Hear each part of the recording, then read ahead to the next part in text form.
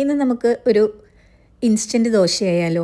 അതിനായി ഞാൻ 1 cup ഓട്സും 1 cup ragi പൗഡറും 2 സ്പൂൺ അരിപ്പൊടിയും 2-3 സ്പൂൺ തേങ്ങയും ആവശ്യത്തിന് ഉപ്പുമാണ് ഉപയോഗിച്ചിരിക്കുന്നത്. അതിലേക്ക് 2 കപ്പ് വെള്ളമാണ് ആദ്യം ചേർക്കുന്നത്. വെള്ളം ചേർത്ത് നന്നായി ഒന്ന് സ്പൂൺ കൊണ്ട് ഇളക്കിയതിന് ശേഷം നമുക്കതിനെ മിക്സിയിൽ നന്നായി അരച്ചെടുക്കാം.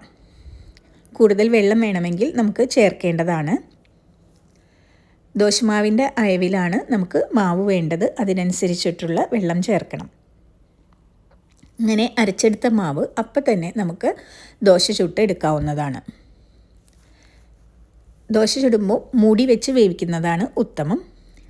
ഒരു ഭാഗം വെന്തതിന് ശേഷം നമുക്ക് നെയ്യോ എണ്ണയോ തടവി തിരിച്ചിട്ട് വേവിച്ച് നമുക്ക് ഉപയോഗിക്കാവുന്നതാണ്.